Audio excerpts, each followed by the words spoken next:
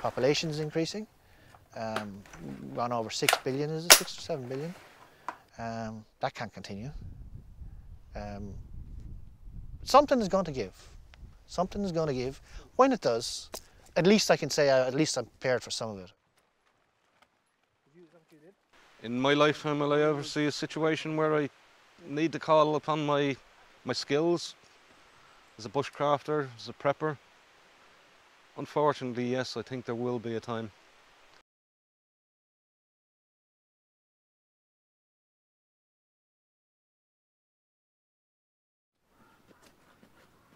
Frank Deegan is an electrical engineer living in a remote area on the Waterford-Kilkenny border. He has had an interest in bushcraft and survivalism since he was a teenager. He started prepping over 10 years ago. You can do 3 minutes without air, you can do 3 days without water and 3 weeks without food.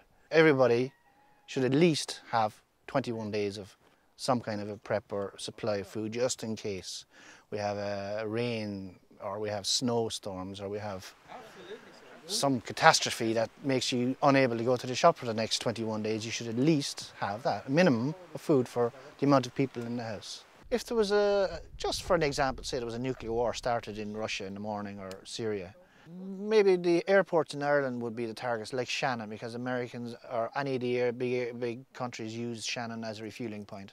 A localised EMP, electromagnetic pulse, we're going back to the Stone Age.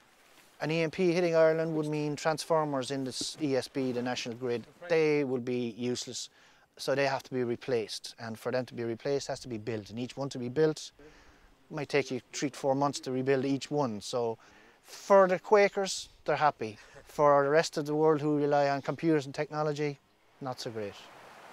Tony is 55, an army veteran, and has been prepping since the mid-80s.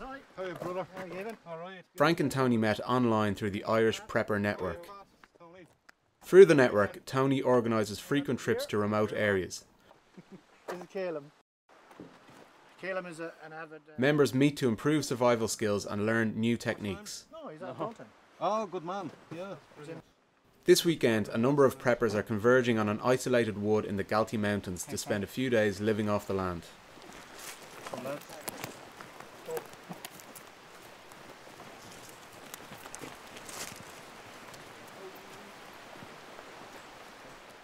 Might swell up a bit though.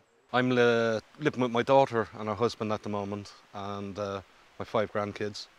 I'm not up 100% with my prepping. I haven't got the space, number one, to store what I want to store, where I want to store it.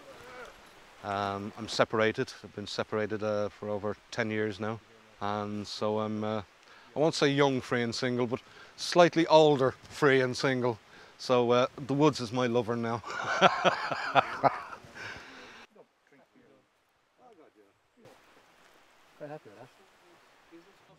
Dara from Dublin is one of the many people drawn to prepping due to the increasingly dire financial situation. I was made redundant in 2009 and 8 weeks to get on the social welfare, young mouths to feed at home, house to run, had to borrow money basically to feed the kids, and I got myself a job, got myself back on the feet, and that's when I started prepping, started putting fuel aside, started putting water aside, first aid, that kind of stuff, started putting that aside, and 2 years, 2 or 3 years down the line, this is where I am now. Years ago, people used to put stuff away in the pantry and the larder and that for a bad week. Just in case you didn't have, because people didn't have in those days. Now we have everything we want. But if the shops close for some reason, or there's 2 feet of snow, you can't get to the shops, you've only got the supplies that are in your house, and most people only have a week's supply anyway. Prepping is just preparing for the worst. The amount of bug outs I have now, I have in 5 different locations in 2 woods. But with the supplies I'd keep in the woods, in each bug out location, I suppose 2 to 3 weeks, I'd be fine. Once I've water is the main thing. And what do you use in the Scouts? Just open fire, is it? Well, I know people are sheeple, we call them now, but an empty belly will soon turn them to wolves. Civil unrest can happen at any time. People are sick and tired of, here in Ireland especially, paying through the nose for everything, you know. And people are going to get sick and tired with the government, who are taxing us to the hilt anyway. And I reckon at some time, yes, we will have civil unrest. People will take to the streets, riots, there'll be no transport, there'll be no fuel, no electricity, you know. I'm prepping for if that happens and the breakdown of law, because the law will break down. When people haven't got food, they'll go and get it from somewhere else. Where I'm living, there's only two roads, one road in and one road out. We're on a peninsula, so it's pretty easy to protect ourselves out here. You're going to have bands of Mad Max type guys coming out and raping your women and taking your food supplies. That you want to be prepared to protect yourself.